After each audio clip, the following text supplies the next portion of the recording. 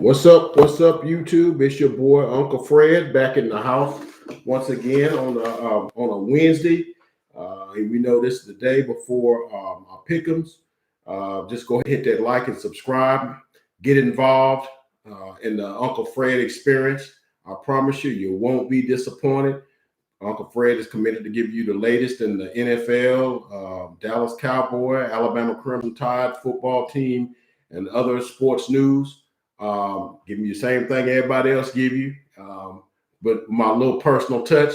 And I'm also going to give you my perspective on a lot of things. Go ahead and hit that like, hit that subscribe, and let's get in here. We know the deal of the day, or the news of the day, Aaron freaking Rodgers.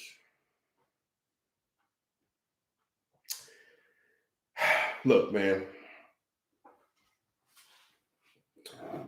And just to give you a preview, we're going to talk about a few things, but no, we're going to start with Aaron Rodgers. We're also going to talk about, which I kind of, got ahead of myself. We're going to talk about Aaron Rodgers. We're going to talk about OBJ. We're going to talk about Michael Thomas, and a bunch of other things that we're going to talk about today. But first off, let's talk about Aaron Rodgers. First of all, everybody that knows me know I think that Aaron Rodgers is a phenomenal quarterback. Okay, some of the things he can do with a football is almost like illegal. The spaces and the spots that he can put footballs in is kind of uncanny. You don't see that from just guys. He's a bad boy at that stuff.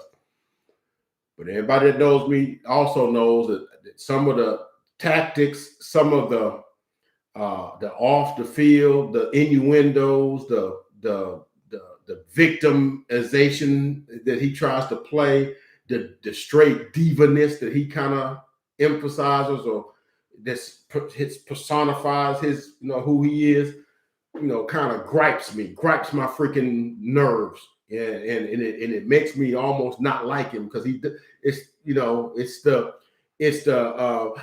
I don't have enough help, and the Packers have really not helped me.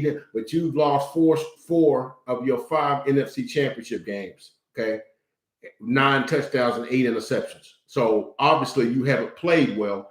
Now, well, they never gave me a defense. Okay, all right. Well, defense played pretty good last year, but you threw a pick and was not good down in the red zone. And like I said, Tom Brady has as many NFC Championship games wins as you do, and he just got there. And then you go with all this stuff. He wants more control. I need to ask me more about what's going on with the team. They need to invest more in me in terms of my intellect, in terms of roster moves and stuff like that. And I've had arguments with folks. I said, look, I think they should consult him, but at the end of the day, he's not. At the end of the day, the people that run the Green Bay Packers are looking. They can't just look at the years they got Aaron Rodgers. They also got to be looking at the years after him, because a player only has a certain window of time he's playing there. The people in the front office, they're gonna be there past that time. Okay, I can't go down the road and not be worried about that the bridge is out 10 miles down the road. Oh, that's fine. It's 10 miles down, but at some point you're gonna get there, and you got to be prepared for that. So I get some of that and everything, but then find out today that he contacted COVID-19. Okay, we find out Wednesday. That's fine. I mean, no problem. If it's Wednesday, they don't play until Sunday, and if he gets two negatives, he can play Sunday. Therein lies the problem, because the NFL has specific protocols for vaccinated versus the unvaccinated. Okay, there's 2 different sets of rules. Okay, all right. So if you and it was laid out before the NFL season started, and they said, look, if you are unvaccinated and you are contracted with contractor, you acquire it, you got to be quarantined, and you can't be around anybody for 10 days. There is no getting a test or nothing here or there. 10 days. No exceptions. Okay. Which means that you could possibly miss 2 weeks. Okay. Because, and so then it comes to find out, and then they start viewing the training camp video when he came back, and they asked him about his vaccination status, and he says, "Oh yeah, I'm immunized, and I don't find I know there's people here that are unvaccinated and stuff, and I don't judge those guys. It's a personal decision." I'm like, those guys are you. Totally out of pocket. Totally out of pocket with that, but that's who this guy is. I always had some issues with him with the other stuff. Now, the talent, it's unmistakable.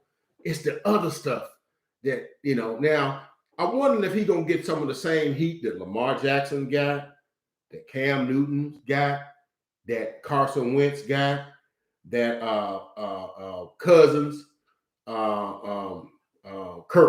got, and some of these other, Josh Allen, some of these other guys that have made it known they weren't vaccinated. And hey, that's what they do. But the NFL has made it clear that if you contact this, and we're not postponing any games. All right, we're not missing. We took a bath last year. We lost billions of dollars last year. We're not losing money this year because we're setting protocols to protect us. All right.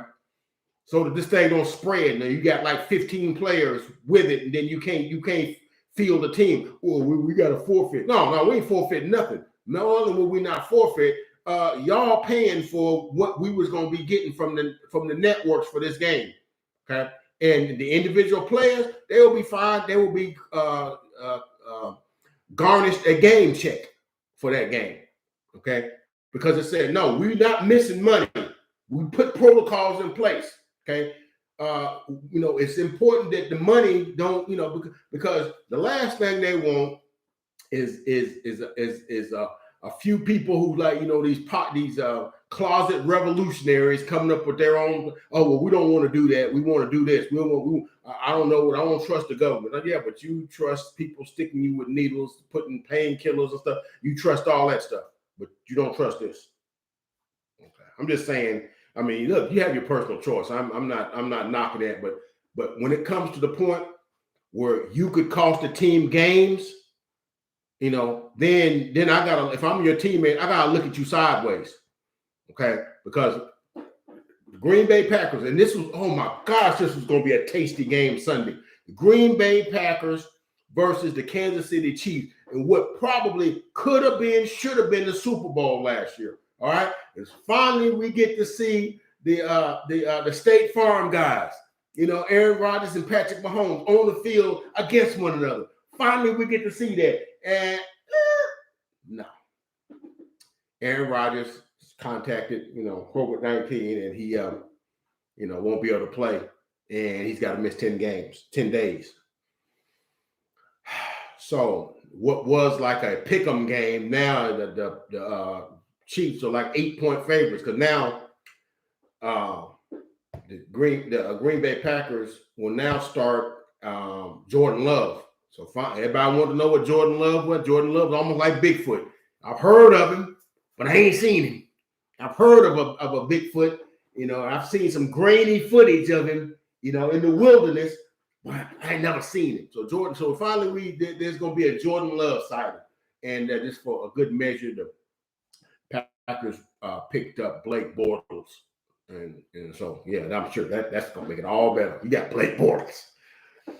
So anyhow, so that's what's going on there. So here's my take on that. So in the offseason, Rodgers had his issues with, I guess, the vaccinations and what they was coming up with for as far as the vaccinations.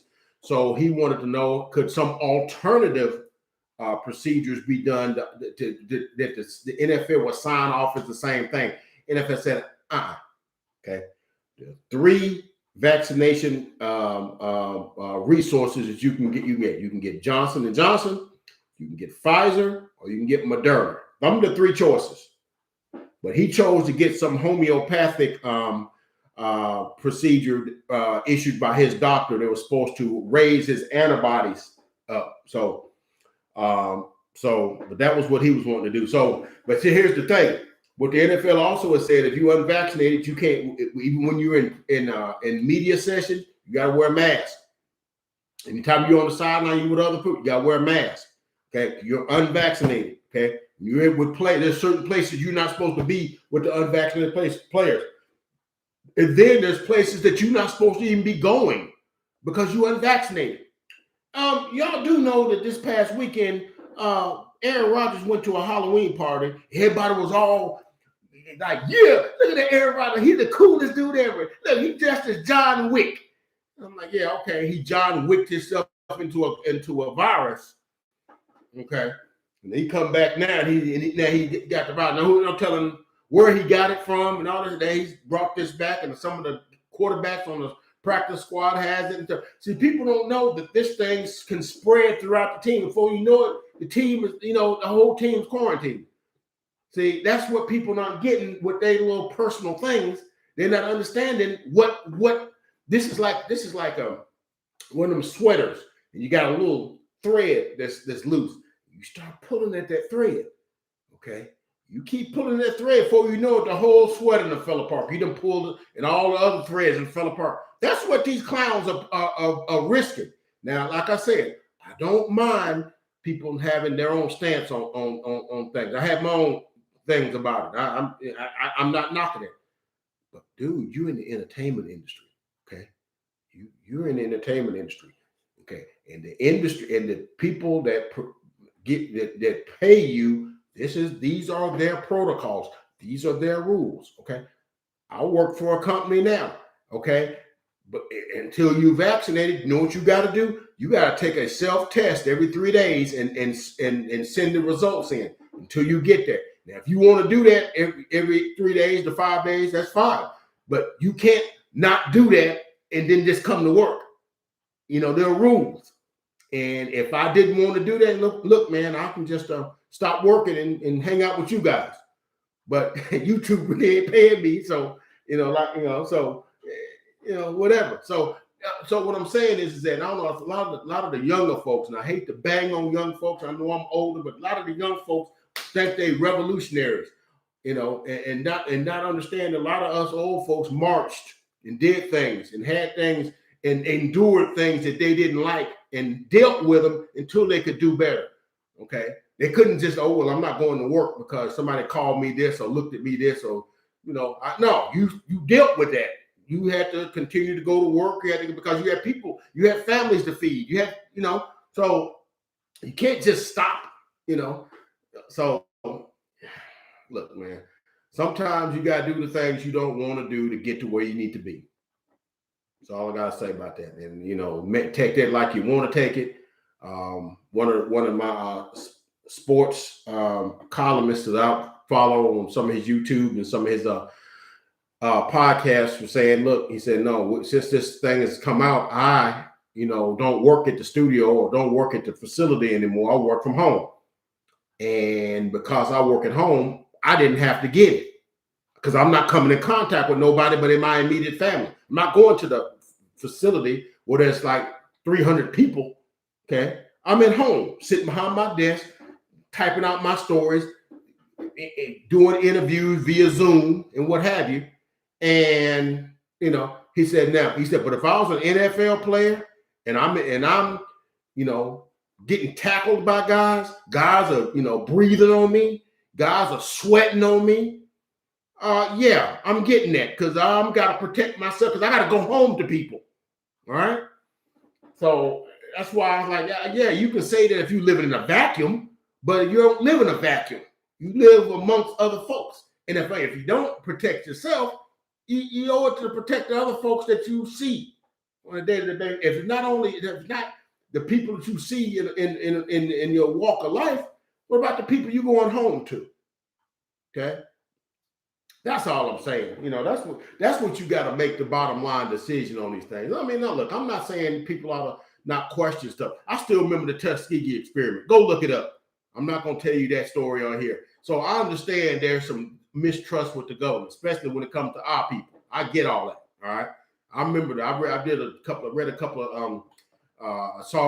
listened to a couple of podcasts on the Tuskegee experiment and read some stuff on it. Horrifying. Okay. So I get it. I definitely get it. All right. But these are all kind of folks that are taking this. So it ain't just us folks. It ain't just women. It ain't just men. It ain't just old folks. It ain't just young folks. It's all kind of folks.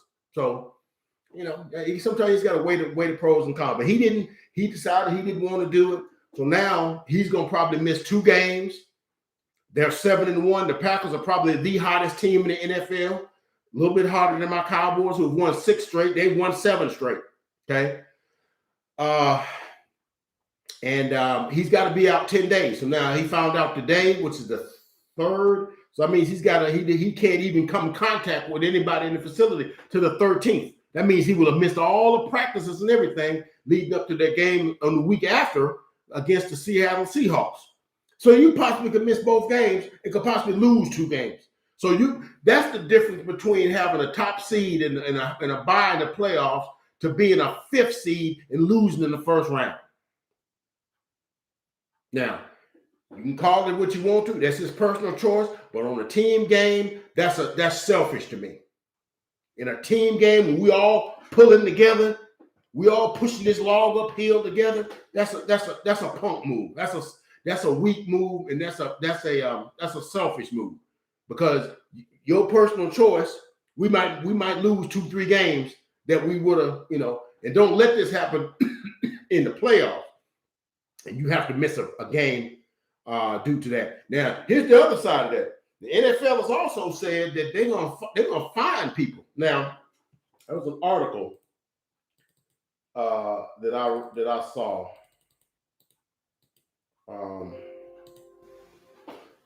Here it is, right here.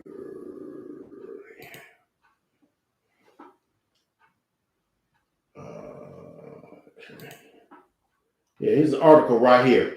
The NFL is looking to COVID-19 protocol enforcement at the Green Bay Packers organization following their star quarterback Aaron Rodgers testing positive of the virus. The primary responsibility for enforcement of COVID protocols within the club's facilities rests with each club. All right. Goes on to say the NFL said in a statement Wednesday obtained by the NFL Network's Tom Pelissero, failure to comply with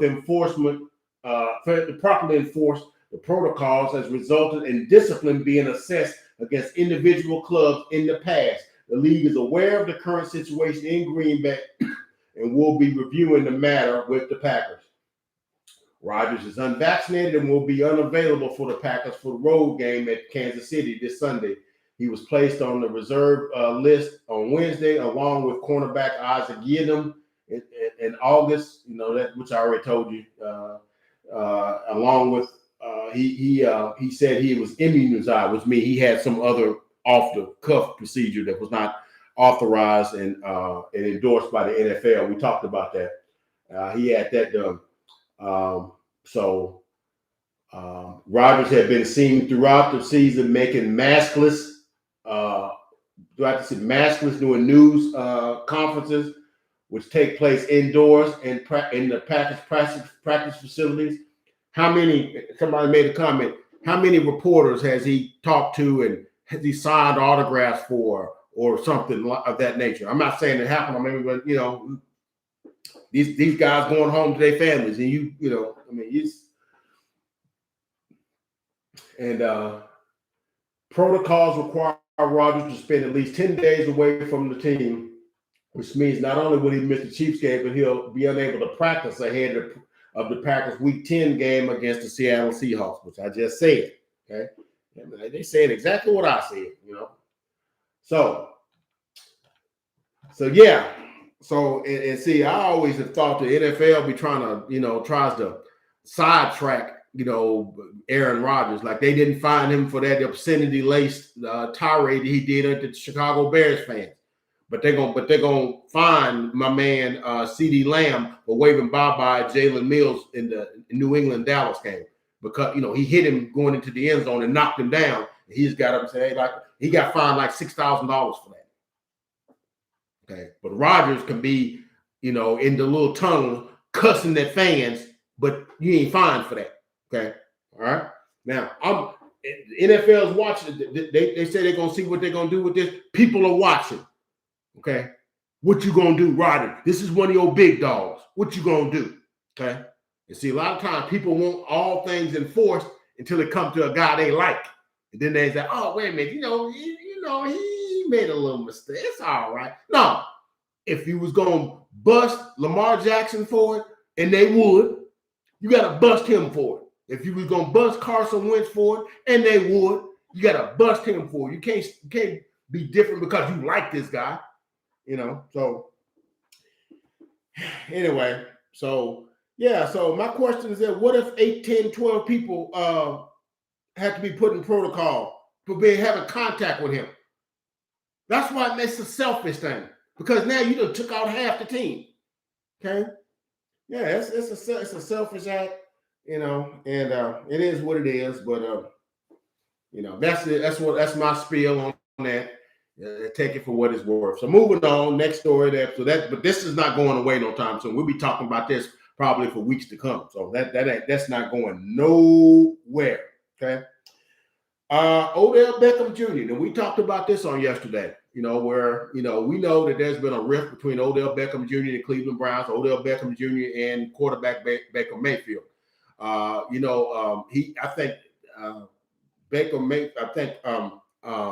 Odell Beckham has like 16 catches this year, no touchdowns for 100 yards or something like that, and no touchdowns. And so his father, we talked about this yesterday, he sent out this 11-minute video detailing game film in which, his son was open and Baker Mayfield, for some reason or another, missed him on routes and missed him and whatever. Not to mention that maybe he was getting sacked or maybe he's running for his life, but he's just showing him he's open. Oh, the ball didn't come to him. Like I said, they didn't show the times that Odell Beckham dropped passes, because I've seen several times on 4th down to keep drives going. When they're playing Los Angeles Chargers, he missed the 4th down when it was right in his breadbasket. He dropped it. Now, he's supposed to have the best hands. So what I'm saying is, when you play a team game, you can't really stop pointing fingers at other folks, okay? Because somebody has to throw you the ball, but then, the guy has to have somebody to catch the ball. Then the guy that's throwing the ball also has to have somebody to block. Okay, so everybody's kind of interdependent on the next guy. All right, so you can't really go pointing fingers at individuals. But I know guys like that. Oh, he by himself, and I hate that assertion that an individual is above the team. Ain't no such thing. It's a team sport. Always has been. Okay, but the Cleveland Browns sent him home today. All right, sent him home today, and really, to be honest with you, man, his career is over with the Cleveland Browns. I mean, how could you really put him back in that locker room? All right, after he's been called out the quarterback, I would say he ain't throwing me the ball. Now, what's interesting? Odell Beckham has targeted the most of any of the Cleveland Browns receivers, 34 times. Okay. I mean, it ain't like he's not throwing him the ball. He's throwing him the ball more than he's throwing it to anybody else. Okay. But but we do know that Kevin Stefanski runs a run-oriented offense. They may not throw the ball 20, 25 times a game. Run it 35 times a game. Okay. And you have other guys on the team, and they have 2 running backs. So, them guys, both of them guys probably gonna get 1,000 yards if they ever come back from injury together. Both of them. But yeah, that's and I got my own thoughts about Odell Beckham. I think he's uber talented, but I think the injuries have hurt him. But he kind of don't have the mindset that I would have. I would want him on my team. He's too much of a diva. He's too much of a complainer. Too much of a whiner. Too much of a. I wouldn't want that dude on my team. I don't care how talented you are. I'd rather have an alpha than a diva. He just rubs me the wrong way. Because when he was in New York, he complained about Eli Manning, complained and whined about Eli Manning. And I know Eli Manning was on the downside of his career. But I'm gonna give you a comp, okay, to Odell Beckham. And I want you to tell me, have you heard any comments about his garbage quarterbacks? He never said Eli Manning or Baker Mayfield were garbage, but what's interesting about that is people always think when somebody is a family member of a player says something that's a sentiment that player has said to them. Okay, but anybody I know DeAndre Hopkins, superstar wide receiver for the Arizona Cardinals, but used to be the Houston Texans. Now, he's been in the league ever since like 2013, 14, roughly around the same time as Odell Beckham. Okay. You know who some of the quarterbacks that he had to throw to him? He still put up 75, 80 catches every year. Go look it up. He had quarterbacks like Tom Savage, okay, Brock Osweiler, okay, Brandon Whedon, okay. He had quarterbacks like that. What's that guy's name? Matt Schaub. These are some of the quarterbacks he had. Okay. Never said nothing. You never heard nothing about him. He just went out there and dominated, didn't handle his business. But this guy don't get the ball. He kicking nets. He having hissy fits on the sideline. Like, that's one of the guys I want. If I was a defensive back, and I seen that dude whining like that, I want him to catch one and across the middle because I'm going right up under here with everything I got. Sorry. No. Later for that dude. He talented. Now on the right team, he probably could do some of that stuff, but couldn't have him on my team. He just don't have the things that I like on my as a player. So I'm sorry. Any of y'all Odell Beckham Jr. fans, I'm sorry, but I got to tell the truth as I see it. That don't mean that's your truth. That's my truth, right? Moving on. Other things we have here. Now we do know that there was a NFL trade. Let's talk about this. Let's talk about Michael Thomas. Let me talk about wide receiver. Superstar wide receiver Michael Thomas has said in a tweet today that he's had a setback with his injured ankle. He will miss the remainder of the season. He had been working hard to try to get back to kind of go with Marquez Callaway. They also got Kevin White in there. And, we know that they got quarterback. What's the guy's name? I can't. But I know they got Taysom Hill, who's supposed to be coming back from concussion protocol. He's kind of that dual threat kind of guy, and he's got a pretty decent arm and whatnot. And I can't. Siemens. What is the guy's name? Names gonna come and go. But anyway, but we know the story.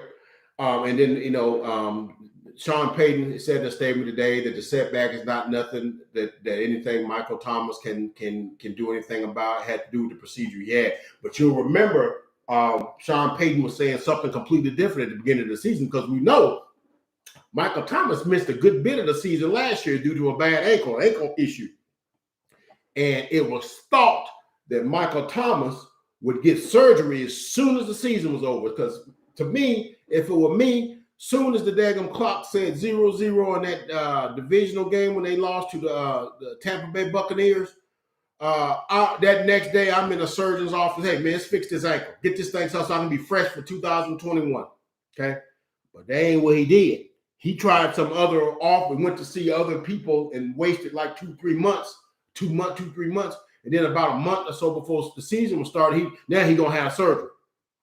So that would set him back like the first couple of months of the season. So now he's still trying to get, and then he's had a setback. So yeah, that's why Sean Payton was pissed off. I would have been pissed off. Like, you should have got that taken care of as soon as the season was over. Getting these second and third and fourth opinions. Now you'd have missed a whole second season. Now you expect us to pay you? Yeah, he was on $150-something million. One of the highest paid receivers in the NFL. if you'll know, in 2019, he set the record for 149 receptions. He's a bad boy now. But I just think, just like Ed Rodgers, I just like guys to be team guys, man. I mean, I know you got to take care of yourself because the team will run you over and spit you out. I do know that too. But I do know that you're 28, 27, 28 years old. And right now, you're at the best years of your life right now. And I would have had that ankle taken care of as soon as the daggum season was over. Been ready for two, because I'm trying to put up stats. I'm trying to win championships, and I'm trying to put on one of them gold jerseys, gold jackets. Okay? So, so that's that. So Michael Thomas will not be back for this season. So, it's just amazing that the Saints are 5-2 with all that they've had going on this year. With we know that Jameis Winston getting hurt, and so what is that guy's name? I cannot think of it. Taylor Simmons, Simon Simmons. Yeah, that's his, I think it's Taylor Simmons, Simons. I can't remember. But anyway, he started. He got the victory over Tampa Bay. But going forward, probably it's going to be Taysom Hill, and they may still get Cam. So we'll see. Other NFL news, and we know the NFL trade deadline just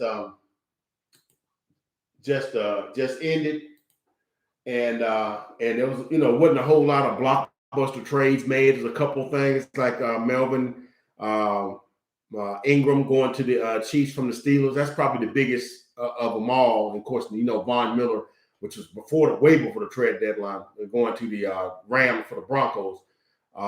Those were pretty much all of them. But then there used to be a scout. There used to be a super scout. They used to call him for the Dallas Cowboys, named Gil Brandt.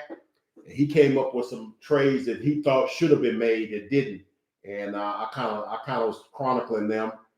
But he said one of his trades he thought should have happened was Allen Robinson to the Kansas City Chiefs, because he had been reported he was looking at the New England Patriots.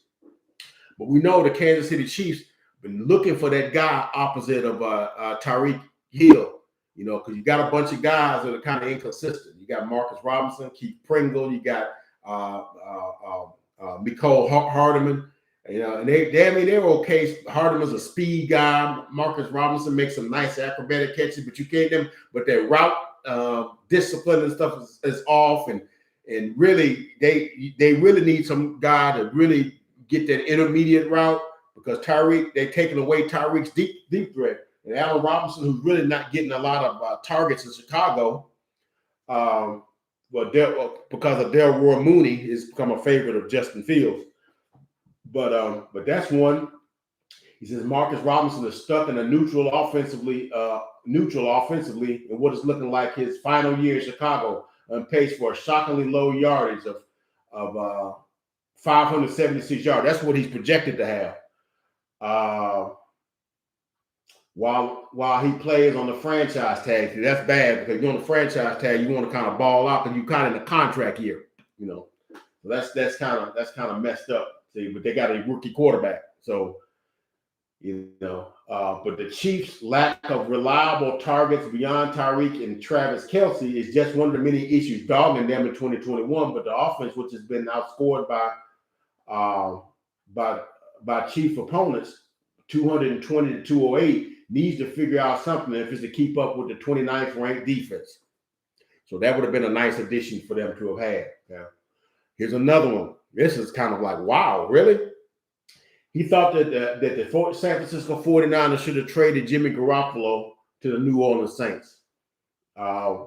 We can trust Sean Payton to know how to get the most out of whatever arrangement he settles on at the quarterback, whether in the wake of the Jameis Winston knee injury, whether he rolls out a combination of Trevor Siemian, that's his name, Trevor Siemian, or Taysom Hill, or cooks up another option. On a certain level, it makes sense for New Orleans not to rush to make a deadline deal. Okay?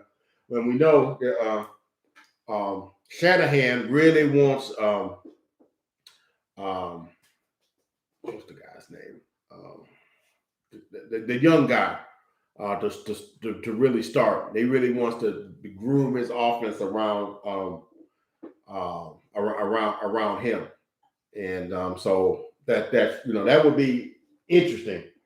Yeah, because we know that Trey Lance, me and names, they just escaped me. Yeah, he wants to craft his offense around Trey Lance, so that would have been interesting. Brandon Cooks to the Green Bay Packers, and we know Green Bay is always looking for the other receiver to go opposite of. And Brandon Cooks is a burner, and for some reason Brandon Cooks always seems to do well, and then they move on from him. He was in New England, they moved on from him. He was at New Orleans, they moved on from him. With the Rams, they moved on from him. He's at Houston now, and he does well. And then, I mean, he's a good deep threat, runs good routes. He would be great to go on the other side of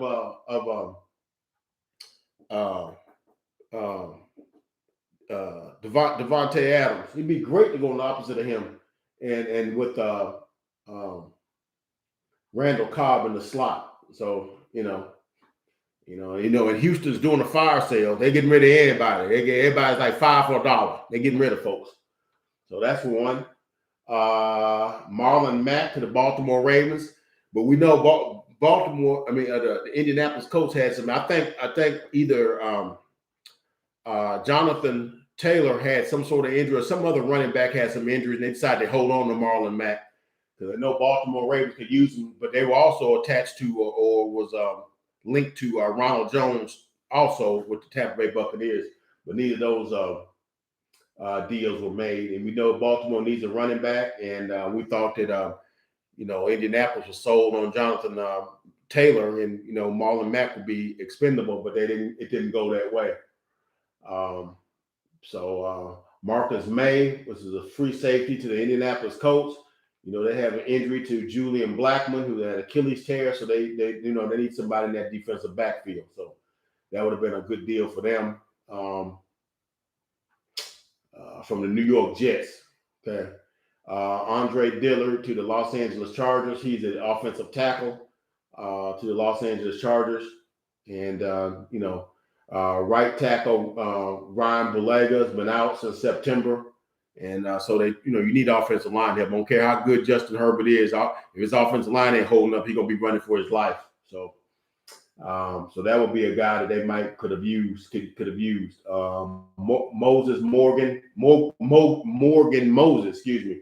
He's an offensive tackle to the Cleveland Browns, and we know Cleveland Browns have been out without Jack Conklin, who has a messed up elbow. They've been without him. He didn't play this past week when they were playing the Steelers. He's been in and out. We know Jedrick Wills had been out for a minute at a left tackle, but he's back. But the right tackle, Conklin, has been in and out. So yeah, they could definitely use some offensive line help to keep the offensive line up to par. And that's it. That's just some trades that Gil Brandt thought that should have been done by the trade deadline. But we'll keep our eyes open to see what happens to that. And then with Odell Beckham, they're probably just gonna cut him, just like they cut Deshaun Jackson. Deshaun Jackson will still play, but he wasn't getting a lot of touches because they like Van Jefferson. Robert Woods and Cooper Kupp are they top shelf. So anyhow, so that's all on that. And then there's this. My man Henry Ruggs.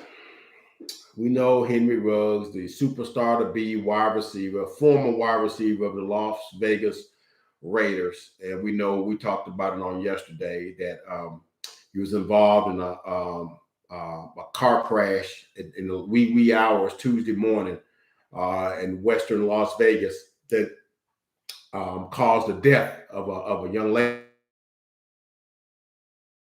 Further information has come out today. Now, here's some things.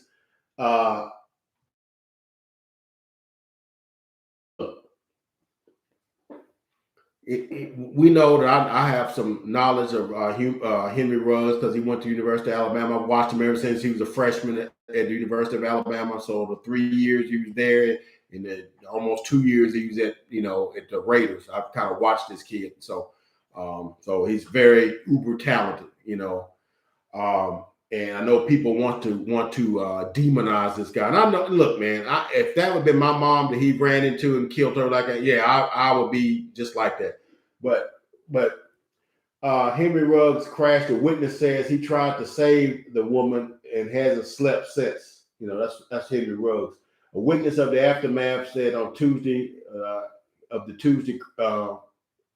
crash involving Henry Ruggs that the former Los Angeles Raiders star receiver said he tried desperately to pry the woman who died from her car, but the fire spread too quickly, according to a report.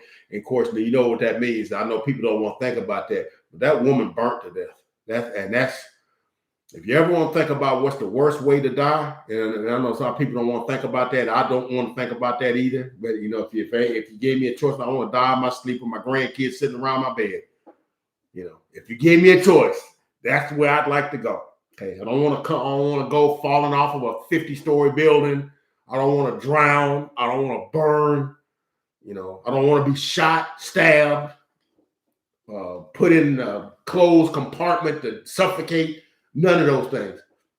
But the worst one, if you ever said, what's the worst way? To be burnt alive.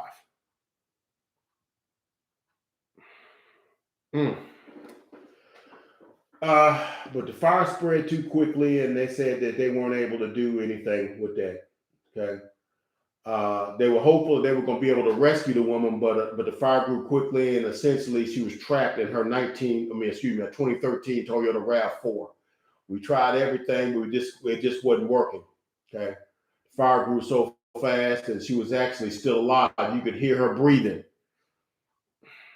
She was burnt to death. It's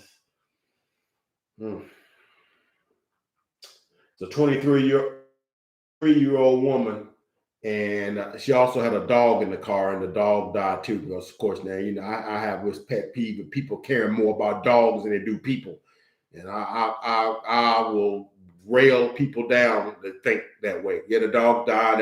That's a tragedy, but that might be somebody's mama. That's more tragic to me. I mean, there ain't nothing wrong with dogs. I like dogs. I don't think nobody should do nothing to dogs, hurt dogs, do anything like that. But ain't no dog's life more important than no one person. Okay, dog's life ain't no more important than the worst crackhead. Okay, sorry, it's just not. But that's still sad. She just going about her business with her and her dog, and they both died. So that's just sad because they were just minding their business. And here's the thing that we found out today. Ruggs was released from the team hours before the initial court appearance on multiple felony charges. Prosecutor says he was traveling inside his 2020 Corvette at 156 miles an hour.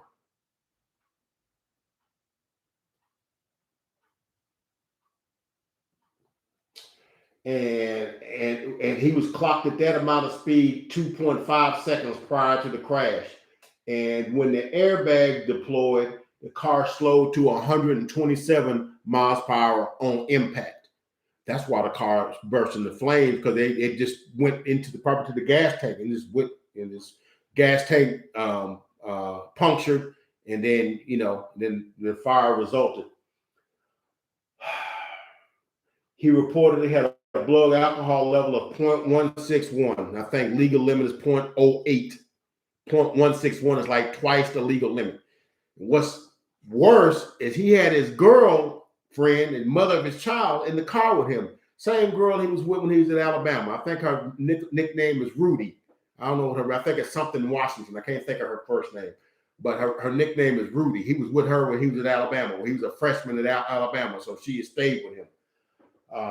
But she was hurt seriously. So my question is, you in the car with a guy, you know he's drunk and he's driving 150 miles an hour, you in the car with him, and you ain't saying, "Fool, pull his car over." You just riding along. And he tried to merge into traffic, didn't see the car parking, and the rest is history.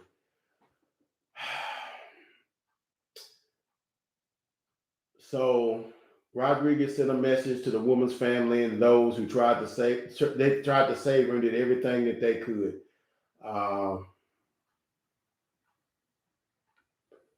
Ruggs said, I haven't slept since the accident. He said it's horrific. It's sad that somebody could be going that fast and cause an accident like that.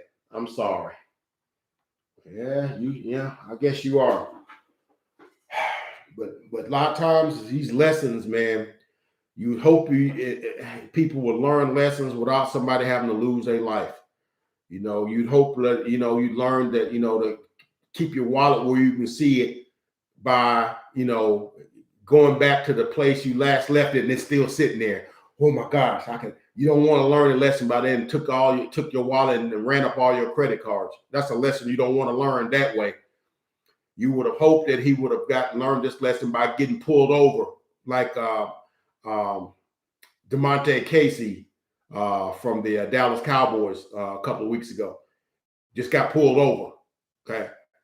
And it didn't happen this way. Now he got a court case in there, but nobody died as a result. Just whatever promotes you or that prompts you to drive that fast, and knowing you and I think it came from Top Golf, from what I've read, and he posted some pictures on the social media, and they, you know, he'd been there, you know, he drinking, he's playing golf, but man, I'd have sure had an Uber to come get me. You got money, you could just have an Uber. Come get me, man, and take me home. We'll come get my car tomorrow. Or I'll have somebody go get my car. But now, like people said before, I said yesterday that, you know, and I'm sure his people, he got mom and dad, aunties, uncles, cousins and stuff that really put support capital into him. And you know, and you know, because look, man, and I hate to be preaching to you or whatnot, but don't nobody get nowhere by themselves. I know a lot of folks think that they so talented, they got to where they are. Nobody, trust me, somebody helped them along the way. Okay, if you were a doctor, somebody stayed up at night, helped you study. Somebody watched the kids while you studied, while you went to the library to research.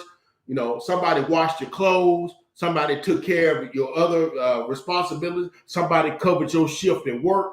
There are things people did to help you. I'm sure his mom and dad made sacrifices for him, get him to practice, washed his clothes, paid for all, whatever fees, did all these different things, made sure he had everything he needed to get him to this point. You never get anywhere in life without somebody helping you. Now, a lot of times in life, them folk, when they get to where they get, they SHIT on them folks that help them, which is regrettable. And I hope this is not, you know, what happened with Ruggs. And I hope this is just a regrettable mistake. But if he, you know, did that, and I believe in, you know, I know in the carnal sense, folks talking about karma, but biblically, folks talk about reaping and sowing. What you reap, you sow. If you sow bad things, you reap those things. So hopefully, you know, I don't know what that, you know, means as it relates to him, but it's just a bad situation. And then like all those people that was going to depend on him, you know, and the generations of folks coming after him that was going to benefit from him making it. Only 1,500 people occupy an NFL roster, okay, in the United States, out of 300 million people. Blessed and highly favored to be having a position like that. And then on one night of just carelessness, it's all gone. It was going to be tough for him to ever resurrect his NFL career. So enough on that, man. But those are the NFL stories that I've got for today. But here we go. We got how many games? We got 14 games this week. Yeah, 14 games. Okay, and first game gonna be tomorrow night, and I'm calling for the upset tomorrow night. I know, you know, I didn't hit no upsets right last week. I had Jacksonville over Seattle, and I had who's the other one? I had another upset, and it didn't happen. Yeah, Detroit over Philadelphia, and both of them got smoked. But New York Jets at the Indianapolis Colts. And the Jets are feeling themselves after that 34-31 win over the Bengals. And they played. I watched that replay of that game last night. Boy, they went after them, boy. That was a good game. I got the Jets winning, but I know I might not get that one. But I think the Jets might have found something with this Mike White. He got a nice rapport with those kids, those other kids on the team, and it seems like they got a little something. And I'm really not sold on the Colts and Carson Wentz. I'm just not a Carson Wentz guy. And he threw 2 god awful interceptions last week. When the one almost in the end zone, where he went behind his back, almost threw it with his offhand and got pick 6. And then when they were driving, the kick go ahead field goal in overtime, he threw a pick right to Byard. I mean, dude, what are you doing? That guy's double covered, but it's Carson Wentz. So I got the Jets winning, and I might be wrong, but we'll see. I'm gonna go out on a limb. I'm gonna go with the courage of my convictions. I'm gonna go with the Jets winning that game. Okay, then we got the Minnesota Vikings at the Baltimore Ravens. I went back and forth on that one. Minnesota Vikings disappointed me last week, even though they lost to my Dallas Cowboys. They really did not look good at all. That team has a lot of talent, and I thought there was no way that the Cowboys without Dak Prescott would have any chance of beating that team. With the weaponry that they got, the offensive line that they've got with Thielen and Jefferson and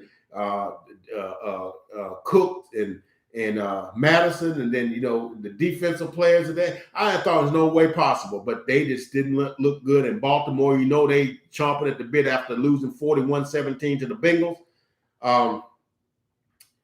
Look, man, this may be one of them games that might lead to my man Mike Zimmer losing his job, man, because you can't lose that game to a backup quarterback last week. And then, that team's talented, man. Now, would I be surprised if Minnesota would upset them? I would not, but I'm not calling for it. I think Baltimore wins at home. Okay, New England at Carolina. I think New England has found their stride. I think they're going to be going with what's the dude's name? PJ Walker. Is that his name? At quarterback against New England. Yeah, okay. Bill Belichick eats young quarterbacks for lunch. So I got New England winning that game. They go to 5-4. And dude, if they ever get, Mac Jones, get that offense going a little bit, man, their defense gonna be. Look the heck out for New England. That's not a team you want to play in the first round of the playoffs. I'm telling you, if they make it that far, I'm just saying, they're starting to make some improvements. But I got New England winning that in Carolina, even though Gilmore is back. So that's kind of like a get back game, because I think there was a report today that Gilmore didn't like how they handled his quad injury when he was in New England. So, that might be an interesting game there, but I still got New England winning that. So then we got Cleveland at Cincinnati. Look, this is the Battle of Ohio. And both teams lost Sunday. Cleveland lost to Pittsburgh. Cincinnati lost to the Jets. The Cincinnati loss to the Jets is probably the more affable, because what the heck are you doing losing to the Jets? Cleveland probably should have lost to the Steelers because of how strong the Steelers defense is, and then how inept Baker Mayfield can be. And you got injuries on the offense. So that was understandable. But I got the Bengals. I'm high on the Bengals, man. I think they make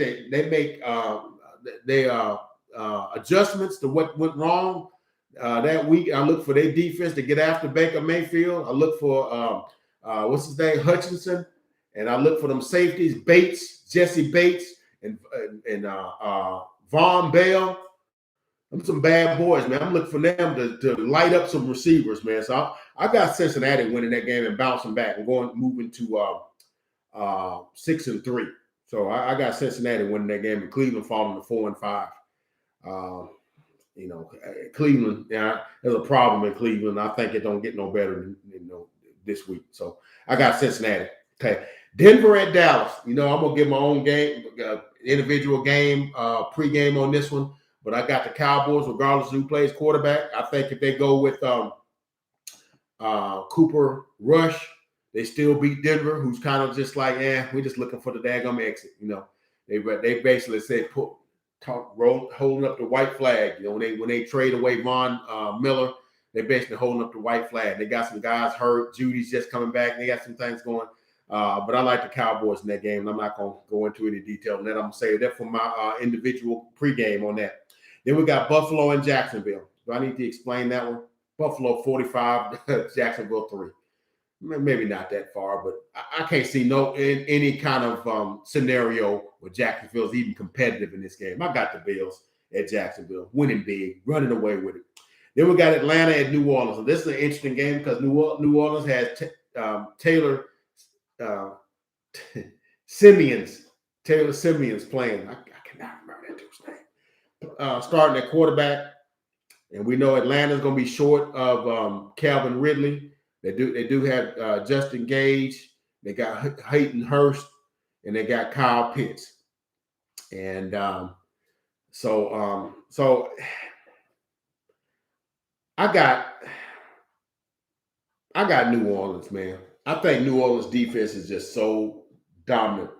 With Davidson at linebacker and my man Cam Jordan. I cannot remember that cornerback's name as Harrison. I can't remember his name, but I think he's gonna have a big day. I cannot remember his name. Never can remember that dude's name. But then I got Houston at Miami. I think Miami gets on the running track this week. I think Houston's having a fire sale that is basically saying get 5 players for $1, and and so Miami wins that game. I think Tua has a big game. I think he's throwing for 350 and 3 touchdowns, and they forget about that. He's ever looking for Deshaun Watson, and Miami wins that game. Okay, Las Vegas at New York Giants. I think the New York Giants are just too injured. I think the Los Angeles Raiders will miss having Henry Ruggs, that deep threat that they had. I know they got Brian Anderson, number 89, and I know they got him and Zay Jones, son of my man Robert Jones, used to be a middle linebacker from the Cowboys in our Super Bowl days. It's amazing that his son's now in the NFL. That is weird. That's me. I'm an old dude. I remember his daddy playing in the NFL. But anyhow, then my man Renfro, Hunter Renfro. Those are my guys, man. So I think they'll still be all right. And I think what's the running back's name from Alabama? I'm having a hard time remembering names. Jacobs and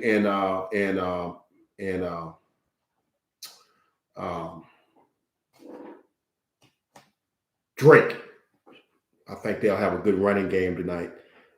So I got the Raiders winning that one, going away. All right. Then we got the Los Angeles Chargers at the Philadelphia Eagles, and this is going to be an interesting game because both teams kind of got to be searching, like, okay, what type of team are we here? Because the Eagles won a good game against the Lions, and beat them convincingly, like a team should beat a team like the Lions.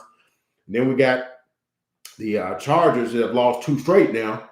They lost to the Ravens, and then had a week off and got beat by the Patriots. So I got the Chargers. I can't see them losing 3 in a row. I just can't see it. Okay. Then we got Green Bay at Kansas City. Now, before I would say, I don't know about this one. I got Kansas City winning by a couple of touchdowns with no Aaron Rodgers. I got Kansas City winning that game like 24-30, maybe 30-17, something like that. I think Jordan Love plays decent, has a couple of touchdown passes, but it's not going to be enough. And I got Kansas City winning that game. Now, if you can't beat the Green Bay Packers without Aaron Rodgers, okay, the season's over. Y'all not making the playoffs. Okay. Done. Y'all done. Okay. I'm saying that right now. Y'all done. All right. Then we got the Arizona Cardinals at the San Francisco 49ers. And it's going to be an interesting game, too, because San Francisco kind of got some get right last week. And San Francisco kind of has had Kyler Murray's number. They've got a way of kind of defending him. I'm going to go with the upset here. I'm going with the San Francisco 49ers winning that game. I know, but call me silly. But when we come back next Wednesday, you're going to be like, oh, friend, he was right. I got San Francisco winning that one, okay? And the Cardinals lose 2 straight. All right? And we got the Tennessee Titans at the Los Angeles Rams. Look, man, if they had Derrick Henry, I think they could pound the Rams into the ground. I think Derrick Henry can run on anybody. But now they got Von Miller, and they got that defense back, and you basically gonna have a one-dimensional Tennessee Titans. They got Adrian Peterson and some dude named Justin McClintock or something like that playing running back and really haven't played all season. Got like 25 carries. I got the Rams all day long on that one. Even though I pulled for the Titans, but I gotta bet this one with my head, not my heart. Okay, so I go with the Los Angeles Rams. That's on Sunday Night Football. Then on Monday night we got the Chicago Bears at the Pittsburgh Steelers, and I think Justin Fields does some things, but man, a rookie quarterback against that vaulted Pittsburgh Steelers defense. I can't see him having that. Man, I think the Pittsburgh Steelers win this one, 24-3 or 24-10 or something like that. I can't see them beating the Steelers, man. I just can't see them generating enough offense against that defense. Now the Bears got a pretty formidable defense too, but Roethlisberger, Deontay Johnson, my boy Claypool, Chase Claypool. Them guys right there. I think they get it done. Frymouth, love that dude. Tight end, catches every freaking thing. Did you see that catch he made last week against the Cleveland Browns? How the heck did he get his feet in? I mean, that dude's not like some svelte athlete. He's a big plodding tight end, but his feet are nimble. You see how he got his feet in? I like Pat Frymouth. So I like the Steelers winning that game. So those are my picks for week 9. I'll be back with you next Tuesday. I said Wednesday, Tuesday, to see how we did. And once again, the NFL is the gift that keeps on giving. Always something to talk about. Always a game. And there's always something you'll see in a game that you thought you'd never see before. And like I said, NFL is just the greatest thing going, man. And they need to hire me as a pitch man for the NFL. Because I'd get them ad dollars up higher than that. I said, man, the NFL is the greatest thing going, man. Greatest thing going. But that's all I got from the desk. Uncle Fred. Watch the games this weekend. Comment and subscribe. Tell me if y'all disagree with any of my picks, any of my comments, any of my opinions on any of the NFL news. I'm gonna give you my opinion too. I'm not gonna just give you the news. I'm gonna tell you what I think, because that's what y'all got me here for. That's why it's called Uncle Fred's Rants. Okay. All right. But that's all we got, man. Until then, God bless. And y'all take care of yourselves. Uncle Fred, and I'm out.